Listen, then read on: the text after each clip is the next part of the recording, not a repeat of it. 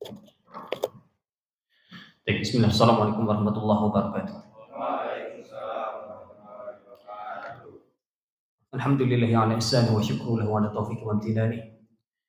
Wa asyhadu an la ilaha illallah wahdahu la syarika lahu ta'ziman li sya'nih. Wa asyhadu anna Muhammadan abduhu wa rasuluhu sallallahu alaihi wasallam ad-da'i ila ridwanih. Sallallahu alaihi wa ala alihi wa ikhwana ma ba'd. Ikhwani a'azzakum jami'an. Kita awali pertemuan kita di dalam salah satu rumah di rumah Allah Tabaraka wa taala. Dan alhamdulillah kita Allah berikan kesempatan kembali untuk hadir dan masuk ke dalam rumah Allah Subhanahu wa taala. Ada sebuah kehormatan yang besar. Masuk dalam rumah Allah Subhanahu wa taala. Kita mampir di dalam rumahnya Allah Tabaraka wa taala, kita menjadi tamunya. Makin adalah kenikmatan yang besar. Kehormatan yang Allah berikan kepada hambanya. Sebab itu, kita awali perjumpaan kita dengan bersyukur atas kenikmatan Allah berikan kepada kita semua. Kenikmatan yang tidak terkira, bahkan kenikmatan yang hakikatnya tidak pernah kita minta, tapi Allah telah memberikan kepada kita semua.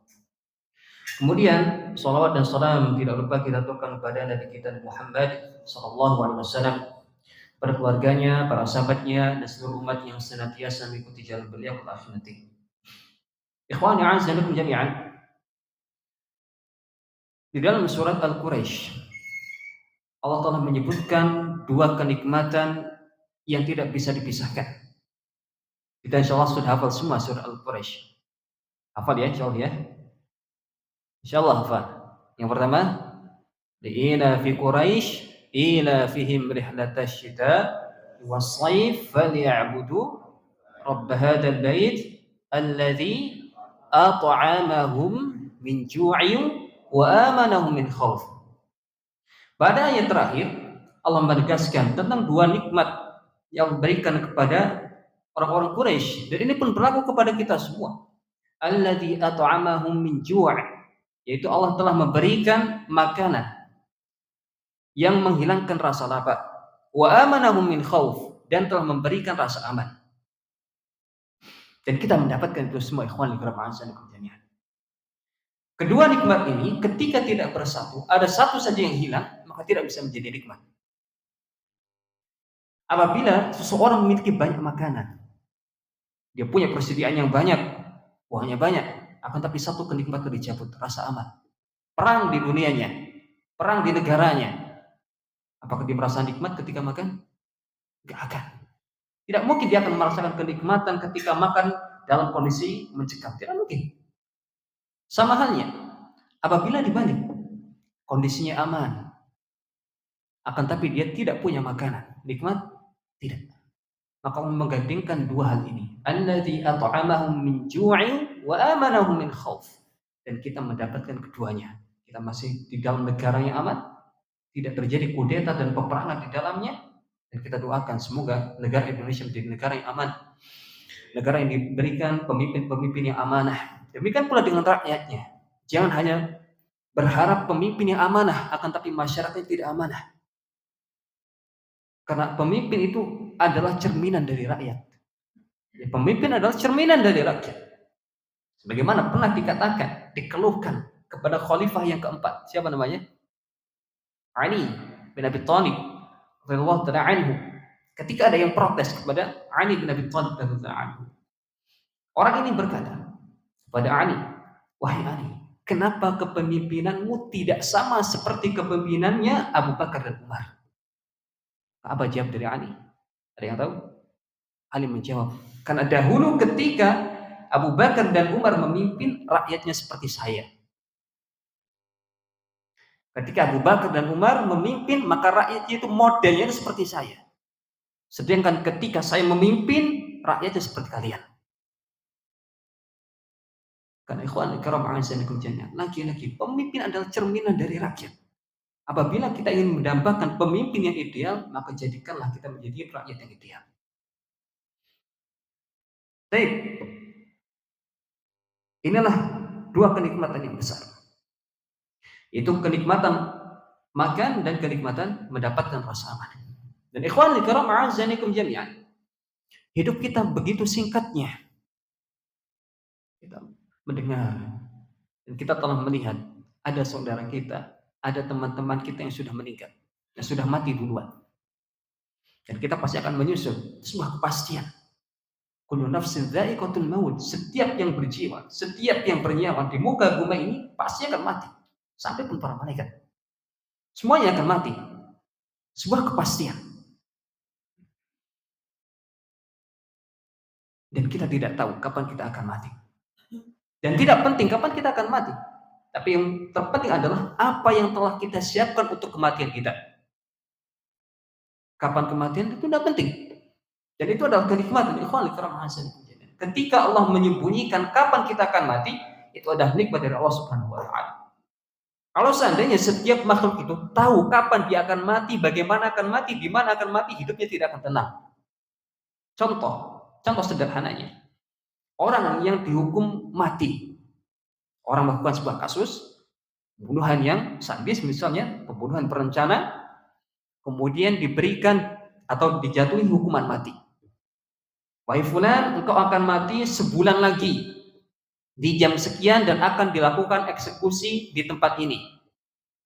Kira-kira ketika orang tersebut mendengar pertama kali putusan itu, setelahnya bisa nyaman atau tidak tidur dan makannya? Tidak mungkin. Maka demikian pula dengan kita semua ikhwan fillah. Sesungguhnya ketika Allah menyembunyikan kapan kematian kita, itu adalah nikmat. Ujian bagi kita. Akan tapi terkadang kita terlena dengan kenikmatan tersebut. Maka jangan sampai kemudian kita terlena, ikhwan fillah. Kita tahu, kita yakin kita akan mati. Dan kita tidak tahu kapan kita akan mati. Dan tidak penting kita mengetahui kapan kita akan mati dan bagaimana kita akan mati. Akan tapi apa yang telah kita persiapkan untuk kita mati. Dan Rasulullah SAW telah menggambarkan seseorang itu akan mati dalam keadaan kebiasaannya. Ma'asya man 'asya 'ala syai' mata 'alaih. Barang siapa yang hidup atas pola tertentu, kebiasaan tertentu, dia akan mati dalam keadaan itu.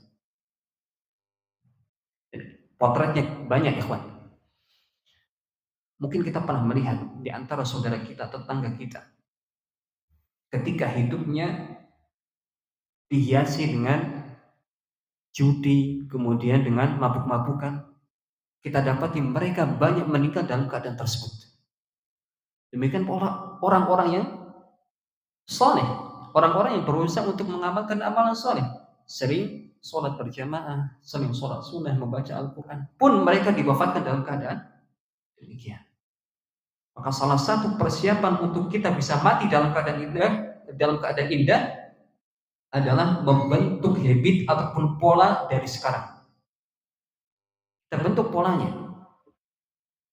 Kita memperbanyak amalan soleh, dan semoga dengan amalan tersebut kita mati dalam keadaan itu. Ikhwan fillah jami'an. Karena kita hidup singkat, maka butuh banyak perbekalan. Kita harus memanfaatkan seluruh waktu kita agar menjadi bekal kita menghadap Allah Subhanahu wa taala. Agar Allah mempertimbangkan kita boleh masuk ke dalam surganya. Dan di antara ikhwan yang bisa kita siapkan adalah menjadikan setiap aktivitas kita, aktivitas keseharian kita yang seolah itu adalah kebiasaan saja, adat saja, menjadi bernilai ibadah di sisi Allah Subhanahu wa taala. Dan ada hal yang tidak mungkin kita tinggalkan dalam keseharian, yaitu makan. Ada yang tidak makan selama 3 hari di sini? Ada, insya Allah. Bahkan mungkin dalam sehari ini sudah lebih daripada 3 kali. Ya, belum nyemilnya dan yang lainnya. Jadi dalam makan kita, minum kita, terdapat pahala, ikhwan fillah. Setiap hari kita makan, setiap hari kita minum. Dan ketika hal tersebut terjadi, ketika kita tahu tentang ilmunya, apabila kita tahu tentang ilmunya, kita bisa meraih pahala dan keberkahan dari makan dan minum kita. Sudah kenyang, hilang dahaga, plus mendapatkan bonus-bonus berupa pahala. Insya Allah materi kita adalah berkaitan tentang itu, yaitu meraih keberkahan dan pahala dari makan dan minum kita. Ikhwani fillah jami'an. Di antara ayat-ayat yang menjelaskan tentang anjuran, perintah tentang aturan-aturan kita makan adalah ketika Allah mengatakan, ya ayyuhar rusulu kulu min thayyibati wa'malu shalihan. Ya ayyuhar rusulu kulu min thayyibati wa'malu shalihan. Ya ayyuhar rusul, wahai sekalian rasul, semuanya tanpa terkecuali, termasuk Nabi Muhammad SAW. Ini aturan menyeluruh untuk seluruh rasul. Demikian pula untuk orang-orang yang mengikuti para rasul. Apa perintahnya? Kulu min thayyibat. Makanlah dari hasil-hasil yang baik. Ya, makanlah hal-hal yang baik. Apa saja makanan baik? Banyak. Ya, banyak makanan baik. Banyak makanan yang halal. Namun ajibnya manusia, anehnya kita, makanan yang begitu banyak masih milih yang haram. Masih cari babi lah, masih cari daging anjing lah, masih minum khamr dan yang lainnya. Padahal yang lain banyak. Pilihannya lain banyak. Kenapa pilih yang itu? Yang lain pilihannya banyak. Kenapa pilih yang demikian? Dan berkaitan tentang makanan yang baik, ikhwani karam azanikum jami'an, bukan sekedar zatnya saja. Bukan sekedar makanannya saja yang jadi tolak ukur halal atau haram, tapi prosesnya juga menentukan halal atau haram yang kita dapatkan. Yang halal itu atau yang haram itu bukan hanya babi, tapi daging sapi pun bisa menjadi haram kalau kita ambil dari hasil korupsi. Dan Allah telah menegaskan, wailul lil mutaffifin, celaka bagi orang-orang yang berbuat curang. Jadi antara kecurangan ikhwan kiram ma'azanikum jami'an, ketika kita masuk, ya sudah ada aturannya, aturan perusahaan masuk jam 7, kita masuk jam 8, pulangnya jam 4 misalnya, kita baliknya jam berapa? Jam 3 sudah pulang. Maka ada 2 jam yang dikorupsi. Ya, ada 2 jam yang dikorupsi. Dan para ulama menjelaskan ini juga termasuk haram. Hasilnya haram, ikhwan kiram a'azakum jami'an. Selama 2 jam tadi, ini hasilnya haram. Jadi korupsi itu bukan hanya sekedar uangnya, tapi waktu yang kita korupsi juga bisa menjadikan hasil yang kita dapatkan haram. Allah telah menegaskan wailul lil mutaffifin, celaka bagi orang-orang yang curang. Curang apa saja, bukan hanya benda, tapi waktu pun juga termasuk dari bentuk kecurangan. Maka Allah menganjurkan untuk memakan dari hal-hal yang thayyib, entah itu zatnya atau prosesnya dalam mencari. Ya ayyuhar rusul kulu min thayyibat, wahai para rasul, makanlah dari hal-hal yang baik, yang halal lagi thayyib. Kemudian Allah menyandingkan dengan sebuah hal yang tidak bisa dipisahkan. Wa'malu shalihan. Apa artinya? Dan beramal saleh. Mungkin di antara teman-teman semuanya sudah ada yang mengetahui kenapa Allah menyandingkan antara makanan yang halal dengan amalan saleh.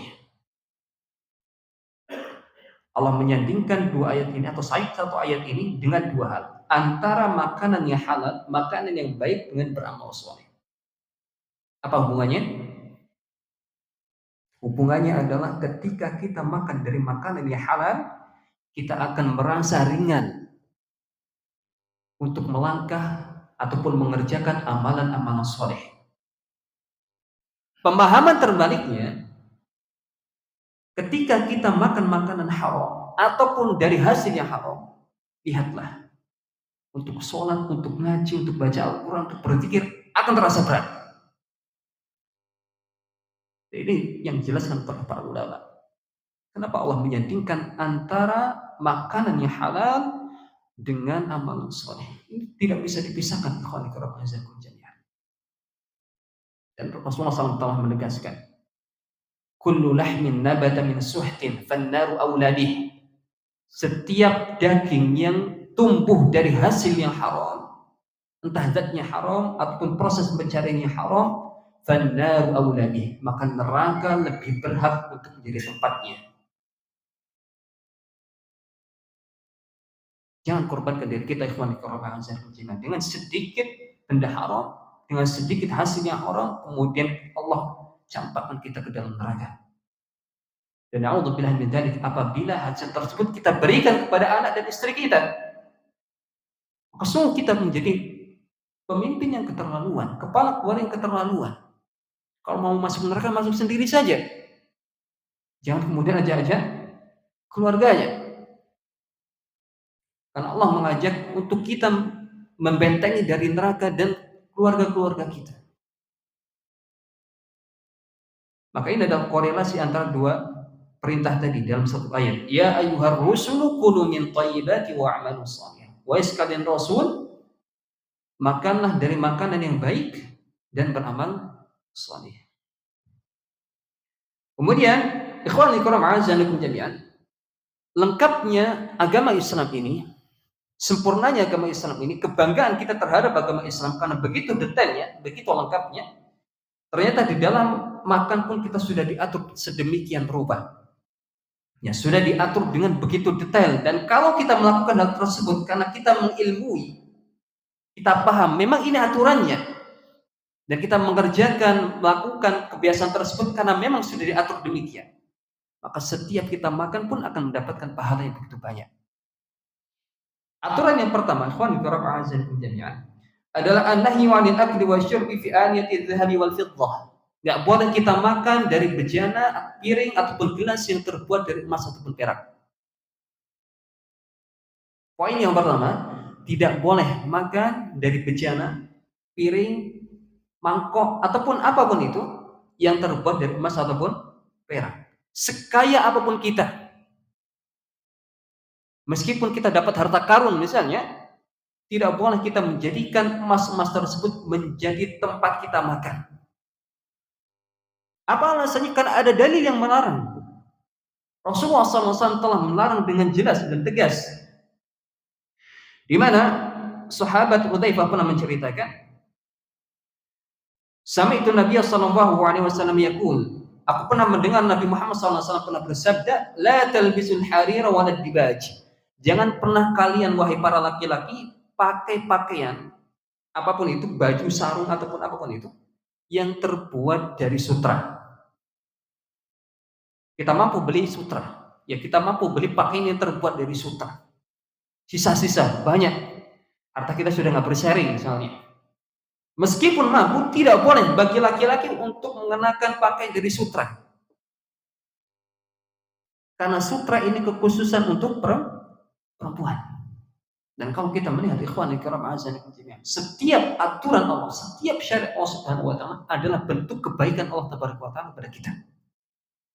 Kalau kita melihat bagaimana para dokter kemudian meneliti dampak penggunaan sutra terhadap tubuh, maka ada efek bahayanya. Ya, ada dampak negatifnya. Dan hal tersebut tidak bisa dikeluarkan kecuali dengan cara haid. Ya, hal tersebut tidak bisa dikeluarkan kecuali dengan cara haid. Maka kalau antum semua mau pakai sutra, harus haid dulu. Ya, silakan haid dulu.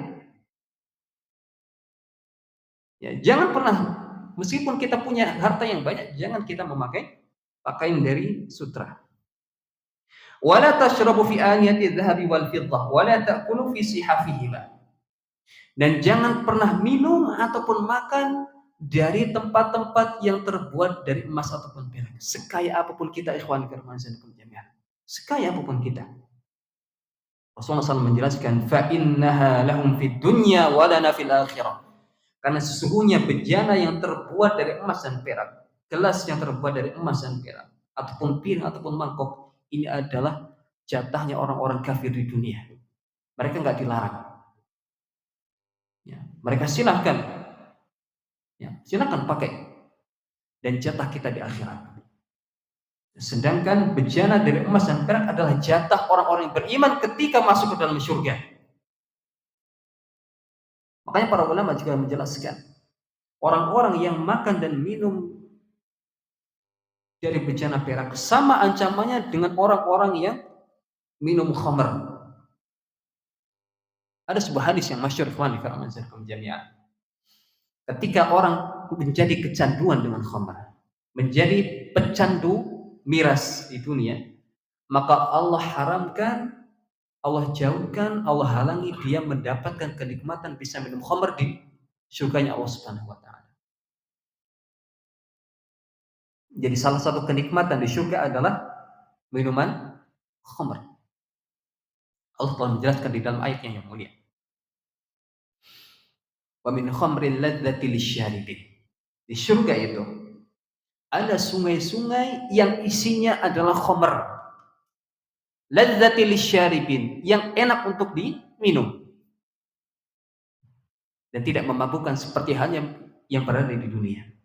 Dan orang-orang yang menjadi pecandu khamr di dunia, Allah haramkan untuk menikmati hal tersebut. Demikian pula orang-orang yang memakai bejana yang terbuat dari emas dan perak di dunia, Allah jadikan dia terhalang untuk menikmati hal tersebut di surga Allah Subhanahu wa taala. Ini ancaman yang pertama. Ancaman yang kedua, ikhwani kiram azanikum jami'an, di mana hadis ini diriwayatkan Imam Bukhari, Rasulullah SAW menjelaskan, alladhi yashrabu fi ina'il fiddati innama yujarjiru fi batnihi nar jahannam. Orang-orang yang memaksakan diri untuk makan dan minum yang terbuat dari perak, hakikatnya mereka telah memasukkan neraka jahanam ke dalam perutnya. Rasulullah SAW telah mengancam orang-orang yang memakai bejana terbuat dari perak, hakikatnya mereka telah memasukkan neraka jahanam ke dalam perutnya. Dan para ulama kemudian menjelaskan panjang lebar apa hikmahnya. Kenapa di dalam agama Islam kita nggak boleh menggunakan bejana dari emas dan perak meskipun kita mampu. Di antaranya adalah apa yang disebut oleh Ibnu Abdul Bar. Dia menyebutkan karena hal ini menyakiti orang-orang miskin di sekitar kita. Orang-orang yang menggunakan bejana terbuat dari emas dan perak, padahal itu gak butuh. Yang ada fungsinya, kita makan dari emas ataupun perak, itu gak ada fungsinya. Maka seolah-olah mereka telah menyakiti, ataupun sadar tidak sadar, mereka telah menyakiti perasaan orang-orang yang tidak mampu di sekitarnya. Saya nggak mampu, kenapa nggak dibantu, malah sampai makan dari emas dan perak. Dan kita dilarang ikhwan fillah azzakum jami'an untuk menyakiti orang-orang lain, apalagi orang-orang yang miskin. Bahkan harusnya di dalam agama Islam ketika seorang memiliki begitu banyak harta, di antaranya adalah emas, harusnya dia telah mendapatkan kewajiban untuk berzakat, zakat emas. Berapa zakat emas? Ya, 200 dinar atau 85 gram. Ya, 200 dinar ataupun 85 gram. Kemudian berapa yang diminta? 2,5% saja. Ya, 2,5%. Dan pahami ikhwan fillah azanikum jami'an. Kita semua milik siapa? Milik Allah. Tubuh kita saja milik Allah Subhanahu wa taala. Apalagi harta kita. Hakikatnya harta kita adalah milik Allah Subhanahu wa taala. Dan Allah cuma minta secuil saja. Dan itu pun untuk kemaslahatan kita. Kenapa kita tidak memberikannya? Dan banyak hal yang menjadi nilai positif ketika benar-benar ditegakkan tentang zakat mal tadi. Apabila orang-orang kaya yang memberikan zakat mal, apalagi mereka langsung memberikan kepada mustahiknya, maka akan meminimalisir terjadinya kejahatan pencurian atau perampokan. Rata-rata orang yang dirampok, apalagi oleh tetangganya sendiri, kenapa? Karena nggak pernah peduli terhadap tetangganya. Tetangganya kesusahan, dia nggak peduli. Dia paham bagaimana kondisi tetangganya, padahal dia adalah orang yang begitu mampu untuk memberi, tapi tidak memberi, dia menahan dengan kuat. Maka mau tidak mau akhirnya tetangganya yang harusnya mendapatkan hak secara sukarela, mereka mengambil secara paksa dengan cara mencuri ataupun merampok. Maka banyak hal ikhwan fillah azanikum jami'an tentang aturan Islam. Banyak hikmah dan banyak hal-hal yang sebenarnya untuk kepentingan kita sendiri. Maka poin yang pertama tentang adab seputar makan dan minum, tidak boleh kita makan dan minum dari bejana emas ataupun perak. Kedua, ikhwan fillah ma'azalakum jami'an, poin yang kedua, dan ini sering kita dapati masih belum ditegakkan, adalah an-nahyu 'anil akli muttaqi'an aw muntabihan 'ala wajhihi. Larangan makan dan minum dalam kondisi bersandar. Ya, sambil senderan seperti itu. Sebenarnya tidak boleh. Bukan anjuran. Tidak dianjurkan kita makan sambil senderan. Ya. Tidak dianjurkan. Aw muntabihan 'ala wajih. Terlebih lagi kalau sambil tengkurap. Ya. Ada yang sambil tengkurap, ada. Biasanya sambil nonton HP. Ya, nonton HP kemudian sambil ngemil nikmat. Tapi ini dilarang. Ya, ini adalah perkara yang dilarang. Sebagaimana dijelaskan oleh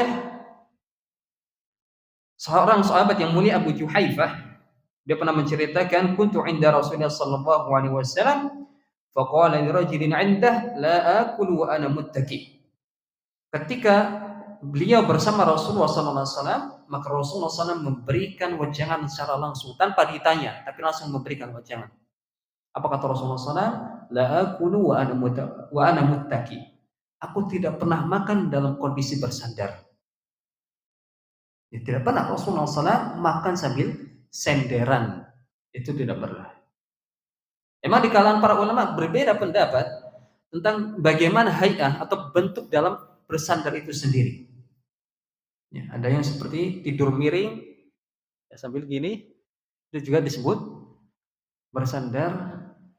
Ya, ada yang dengan menempatkan sesuatu di belakang, ini juga bersandar.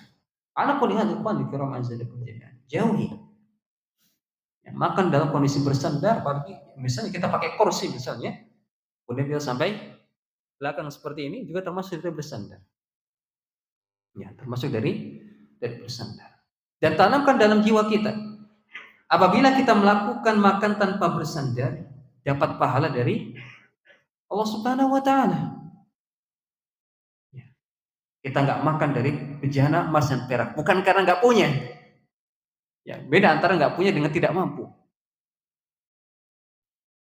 Ya, ketika kita tidak makan dari bejana dan emas dan perak, karena ada dalilnya oleh Rasul yang melarang, maka insya Allah dapat pahala. Demikian pula dan poin yang kedua, kita makan tanpa bersandar karena kita tahu ilmunya pun akan mendapatkan pahala insya Allah Subhanahu wa taala. Kemudian poin yang ketiga adalah taqdimul akli 'ala sholati 'inda huduri ta'am. Makan dulu setelah ataupun makan dulu sebelum kita berangkat untuk menunaikan sholat. Ya, makan dulu sebelum menunaikan ibadah sholat.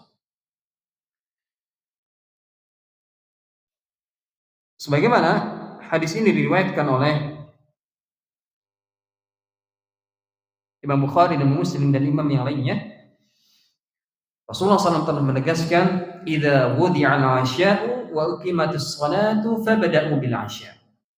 Apabila hidangan sudah disiapkan, makanan sudah tersaji di depan kita, sedangkan sholat sudah dikumandangkan, maka dahulukan makan terlebih dahulu. Kalau hidangan sudah tersedia, kemudian terdengar adzan, apa yang harus didahulukan? Makan dahulu. Tapi dijelaskan oleh para ulama, kalau kita kondisinya adalah lapar atau memang terganggu, nanti akan terganggu. Kalau kita sholat dulu, kebayang, wah, rendangnya, terus apa lagi, sambelnya dan yang lainnya, terbayang semuanya, maka silakan makan dulu. Ya, makan dulu, selesaikan hajatnya dulu. Ya, selesaikan makannya terlebih dahulu. Kalau memang sudah selesai, baru berangkat. Ya, baru berangkat sholat. Jangan kemudian selesai, kemudian sholat di rumah saja atau sholat di mes saja, bukan. Ini bukan berarti penggugur untuk sholat berjamaah, bukan.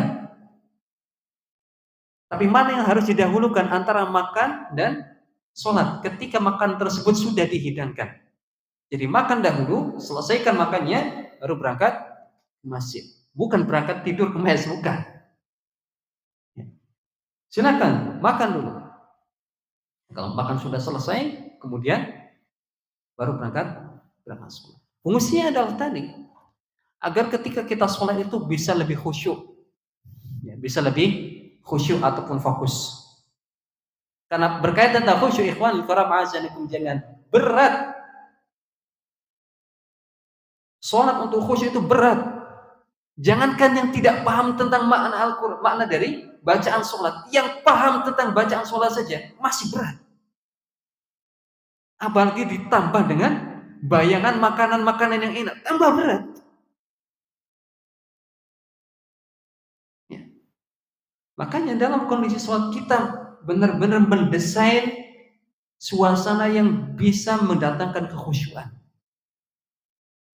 Salah satunya adalah apabila ada makan dulu sudah. Makan dulu. Allah berikan keringanan.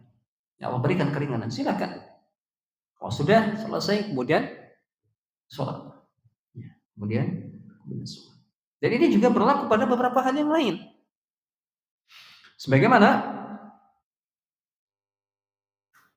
hadis yang diriwayatkan oleh ibunda kita Aisyah radhiyallahu taala anha ataupun Ummu Abdillah. Ya, Aisyah ini punya gelar namanya Ummu Abdillah. Apa artinya? Ibunya Abdullah. Ya, ibu dari anak yang bernama Abdullah. Apakah beliau punya anak? Tidak. Lantas kenapa beliau dijuluki dengan Ummu Abdillah? Apa alasannya? Para ulama menjelaskan ada dua hal. Yang pertama, ada yang menyebutkan ibunda kita Aisyah radhiyallahu anha pernah hamil, akan tetapi keguguran. Maka anak yang gugur tadi diberikan nama Abdullah. Pendapat yang kedua tidak. Dia tidak pernah hamil. Ya, beliau tidak pernah hamil. Akan tetapi karena nama yang paling Allah cintai, ada dua nama, yaitu Abdullah dan satunya Abdul Rahman, maka gelar Ummu Abdillah ini ataupun Abdullah Rasulullah SAW sematkan dan berikan kepada istri tercinta, yaitu kepada Aisyah radhiyallahu anha. Jadi ketika ibunda kita Aisyah radhiyallahu anha ataupun Ummu Abdillah bersama Rasulullah SAW, beliau bercerita, sami'tu Rasulullah SAW yaqul, aku pernah mendengar Rasulullah SAW bersabda, la salata bihadrati at-ta'ami wa la huwa yudafi'u al-akhbathan. Tidak ada salat ketika seseorang sudah dihidangkan makanan ataupun menahan dua janur dari kentut ataupun buang air. Dua khobas maksudnya adalah kentut ataupun buang air besar ataupun buang air kecil. Ya, tidak ada sholat. Ya, tidak ada sholat. Nanti menjadi perdebatan di kalangan para ulama, apa makna dari la sholata ini? Apakah sholatnya tidak sah ataupun tidak sempurna? Nah, kenapa Rasulullah SAW melarang kita sholat menahan kentut? Apa sebabnya? Nggak fokus juga. Ya pasti nggak fokus.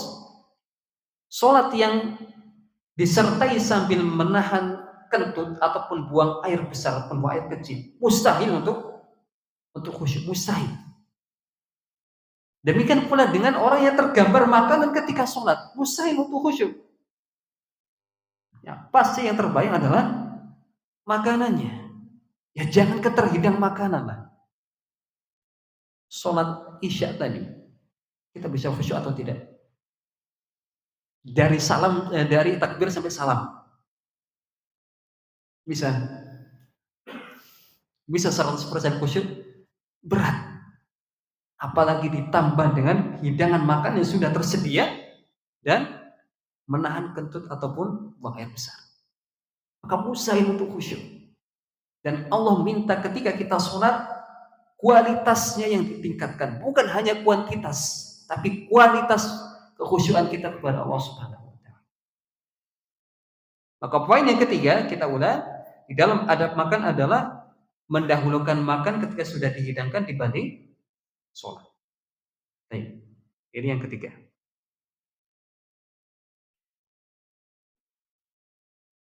Yang berikutnya yang keempat, at-tasmiyatu fi ibtida'il akli wasyurbi wa hamdulillahi ta'ala ba'dahuma. Baca bismillah sebelum makan dan minum, dan membaca alhamdulillah setelah makan dan minum. Makan berat atau makan ringan, semuanya. Kita makan permen pun baca bismillah.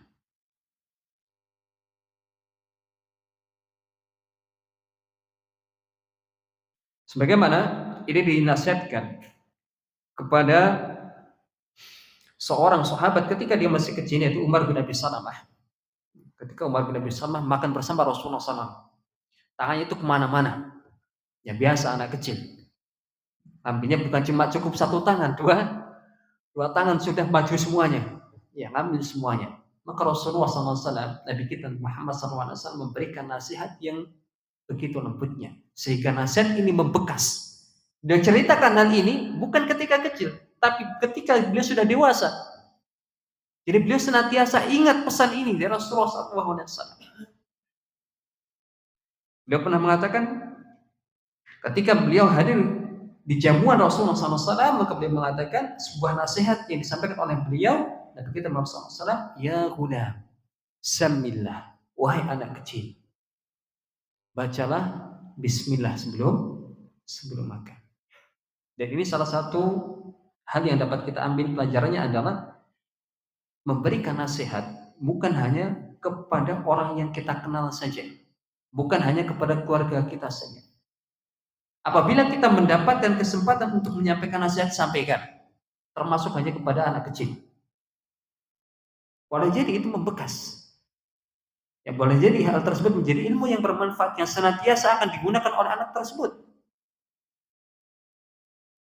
Dan ini yang disampaikan oleh Rasulullah SAW, yang dilakukan oleh Rasulullah SAW terhadap Umar bin Abi Salamah. Ya ghulam, samillah. Wahai anak kecil, kalau makan, baca bismillah dulu. Dan hebatnya bismillah, ada hal yang besar yang mungkin jarang kita ketahui. Di dalam hadis yang lain, bismillah ini menjadi tameng antara kita dengan setan. Ya, bismillah ini menjadi tameng antara kita dengan para jin. Sebab itu Rasulullah SAW menjelaskan, barang siapa yang masuk rumah dan makan tidak membaca bismillah, maka di kalangan jin akan mengatakan adraktumul mabita wal asya. Teman-teman, kita dapat tempat nginap hari ini. Ini perbincangan antara setan. Teman-teman, kita dapat tempat nginap hari ini. Bukan cuma tempat nginap, plus jamuan makan malam. Jadi kalau kita ingin menghalangi pencuri masuk ke dalam rumah kita dengan mengunci rumah kita, maka ada salah satu pencuri dan penyusup yang tidak bisa kita halangi dengan kuncian tersebut, kecuali dengan bismillah. Itu para setan. Makanya kalau kita masuk rumah, jangan lupa baca bismillah. Makan, jangan lupa baca bismillah. Karena ketika kita makan lupa untuk baca bismillah, setan ikut makan. Jangan heran ada orang-orang yang badannya kecil misalnya, tapi bisa makan lebih daripada orang yang badannya besar. Apa sebabnya? Di antara sebab yang mungkin terjadi, dia lupa baca bismillah. Jadi dia tidak merasakan keberkahan. Makanannya dimakan setan. Keberkahannya dimakan oleh setan. Dia nggak makan sendirian. Ya, kalau makan sama anak istri silakan, nggak masalah. Tapi yang nemenin setan. Maka jangan lupa ikhwan fillah, kalau mau makan baca bismillah. Banyak hal lain. Masuk kamar mandi baca bismillah. Ada doa masuk kamar mandi yang sudah kita hafal. A'udzubillah. Allahumma inni a'udzubika minal khubusi wal khaba'is. Ya Allah, saya berlindung dari jin laki-laki dan jin perempuan. Memang jin ada laki-laki, ada perempuan? Ada. Bahkan jin, apakah jin ada yang muslim, ada yang kafir? Ada. Allah telah tegaskan di dalam Quran surah Al-Jin. Allah mengatakan, wa inna minnas sanihun wa minnal qasitun. Di antara kami, yaitu bangsa jin, ada jin-jin yang soleh dan ada jin yang tidak soleh. Kunna tara'iqa qidada. Kita punya jalur sendiri-sendiri. Ya, kita punya jalur sendiri-sendiri. Makanya ketika kita masuk ke dalam kamar mandi, baca bismillah. Bismillah, kemudian Allahumma inni a'udzubika minal khubusi wal khaba'is. Dan dalam perkara yang lainnya, termasuk insyaallah di sini mayoritas sudah menikah semuanya. Ya, ada yang belum? Siapa yang belum angkat tangan? Zawadakumullahu bikran. Ya, semoga Allah segerakan untuk menikah. Allahumma amin. Imra'atun salihah, alhamdulillah. Ketika seseorang suami ingin mendatangi istrinya, maka dianjurkan untuk berdoa dulu. Jangan langsung gas langsung. Ya, tapi ada doanya. Ya, ada doa yang harus dia panjatkan. Ini sudah nikah bertahun-tahun, apakah baca doa atau tidak ini? Apa doanya? Apa doanya? Allahumma janibna wa janibis syaitana ma razaqtana. Akan tetapi bukan cuma itu, ikhwan fillah azanikum jami'an. Tambahkan lafaz bismillah dulu sebelumnya. Karena yang menjadi penghalang antara hubungan ini antara suami istri dengan jin adalah lafaz bismillahnya. Sebagaimana pada kasus-kasus yang lainnya. Masuk rumah tidak bisa, mereka adalah karena bismillahnya tadi. Tidak bisa gabung makan karena bismillah. Tidak bisa melihat aurat kita ketika masuk kamar mandi karena bismillahnya. Demikian pula ketika seorang berhubungan suami istri. Bismillah dulu. Bismillah, kemudian Allahumma janibna wa janib syaitana ma razaqtana. Inilah dahsyatnya kita mengucapkan bismillah. Kalau lupa misalnya, ya lupa udah makan, kemudian di pertengahan tinggal satu suap lagi. Ya, tinggal satu suap lagi. Apa yang harus kita lakukan? Rasulullah SAW juga telah memberikan aturannya. Sudah memberikan solusinya. Kalau kita lupa di tengah jalan, maka ucapkan bismillah awwalahu wa akhirahu, ataupun redaksi yang lain, bismillah fi awwalihi wa akhirihi. Dua redaksi yang boleh dilakukan, boleh kita ucapkan. Tapi jangan ngeprank setan ya. Ya kita makan sambal misalnya tanpa mengucapkan bismillah, kemudian sebelum minum kita mengucapkan bismillah awalahu wa akhirahu. Ya, agar setannya berdasar. Ya, jangan. Ya. Cuman ya saya. Ala kulli hal. Ya, ini yang harus kita lakukan ketika mau makan, yaitu baca bismillah. Jadi dahsyatnya kita membaca bismillah.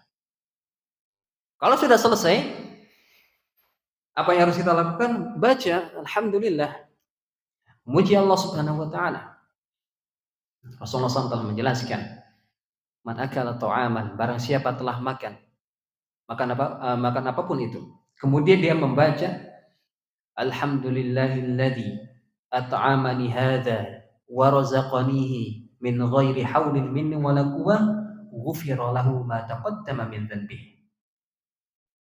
Orang yang membaca setelah makan dengan doa ini, alhamdulillahilladzi at'amani hadza at-ta'ama wa razaqanihi min ghairi haulin minni wa la quwwah, maka Allah akan ampuni dosa-dosa yang telah lalu.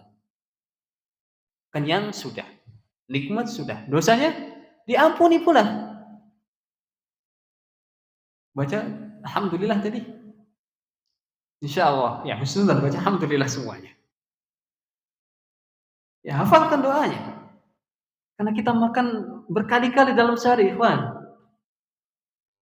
Kalau kita lupa doa ini, begitu sayang. Memang tidak wajib, tapi begitu sayang. Rugi kita. Ya, ada keuntungan di depan mata kita nggak ambil. Alhamdulillahilladzi at'amani hadzal ta'ama wa razaqanihi min ghairi haulin minni wala quwwah. Hafal? Hafal. Baik. Silakan diulang. Alhamdulillahilladzi at'amani hadzal ta'ama wa razaqanihi min ghairi haulin minni wala quwwah. Ya, silakan antum cari nanti ya. Ya, antum cari redaksi yang lengkapnya tadi, boleh antum hafalkan. Sayang ikhwan, sayang. Antum makan banyak kali setiap hari dan terlewat dari doa ini, sungguh begitu sayang. Sudah makan kenyang, dapat pengampunan dosa ulang. Sayang. Makanya tadi kita sampaikan di dalam proses makan, kalau kita tahu ilmunya, kita punya banyak perbekalan di situ. Banyak perbekalan yang bisa kita siapkan untuk berhadapan dengan Allah Subhanahu wa taala. Jadi antaranya adalah doa tadi. Ya, doa tadi. Banyak doa-doa yang kita anggap remeh. Tapi ternyata Allah memberikan pahala yang begitu besar.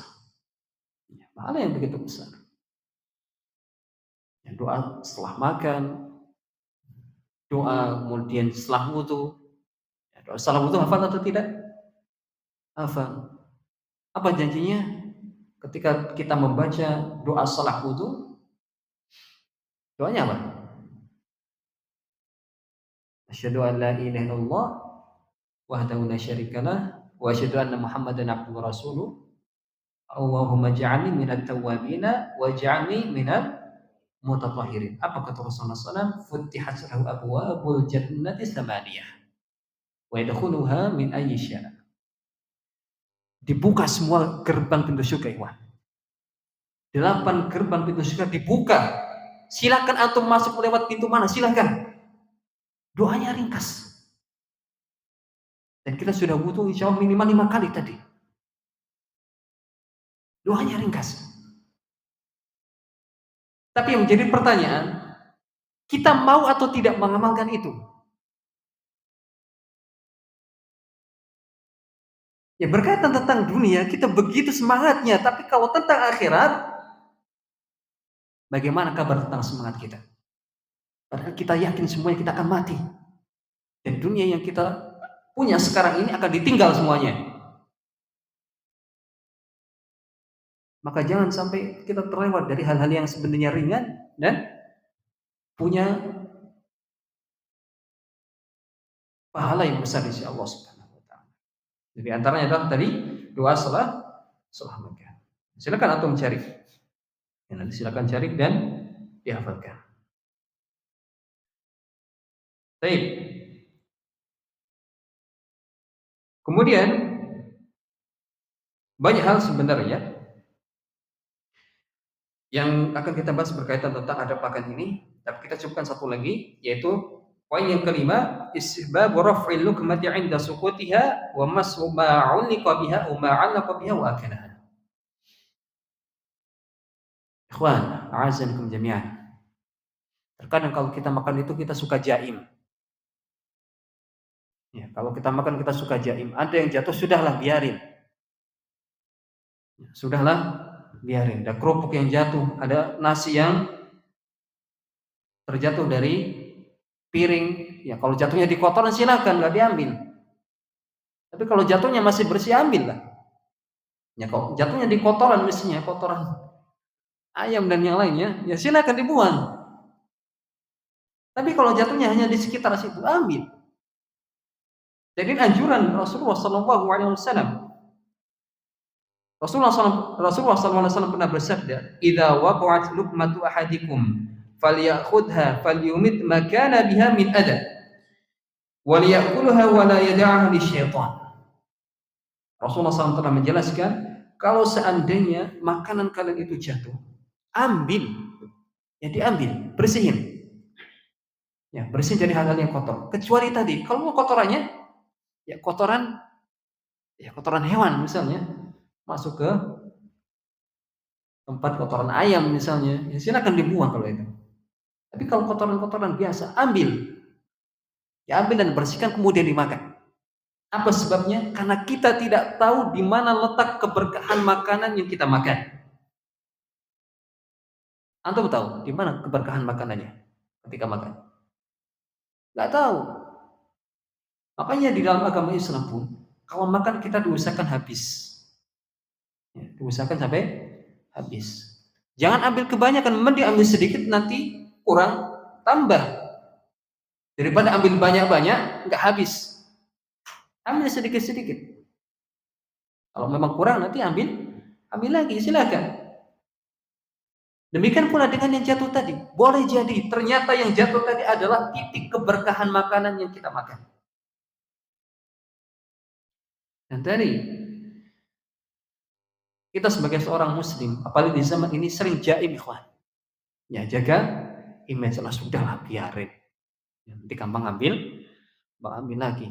Padahal kita nggak tahu, mungkin jatuh itulah. Mungkin makanan jatuh itu yang berkah.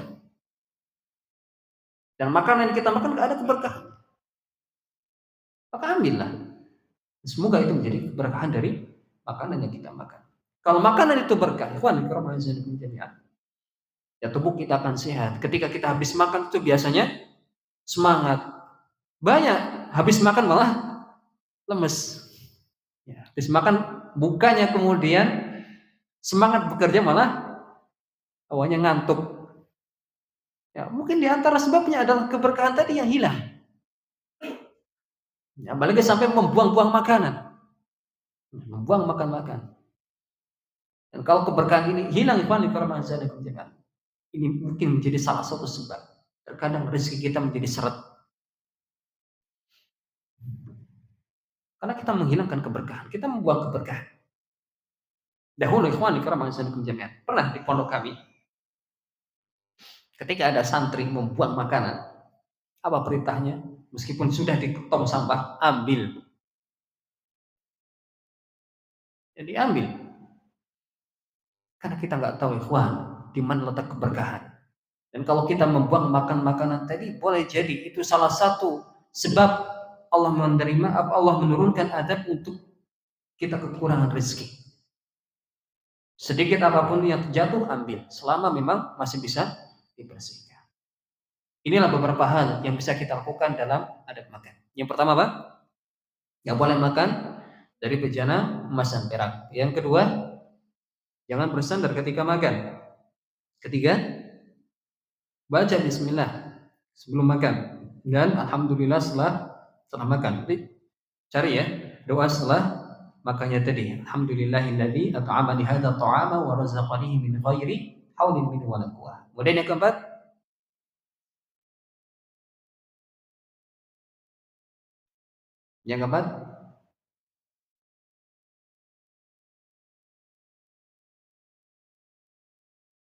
ya,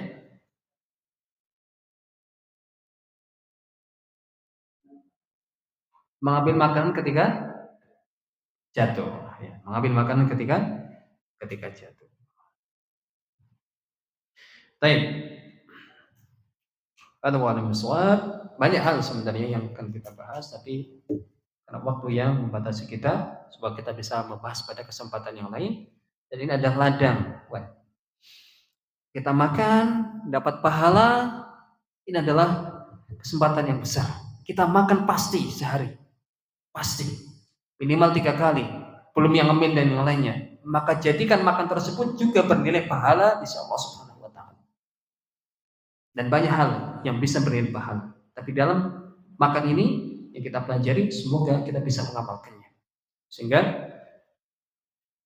Allah memperkenankan kepada kita ketika nanti Allah mencabut nyawa kita, kita sudah memiliki banyak bekal. Dan Allah izinkan dengan bekal-bekal tersebut menjadi sebab kita masuk ke dalam surganya. Allahumma amin.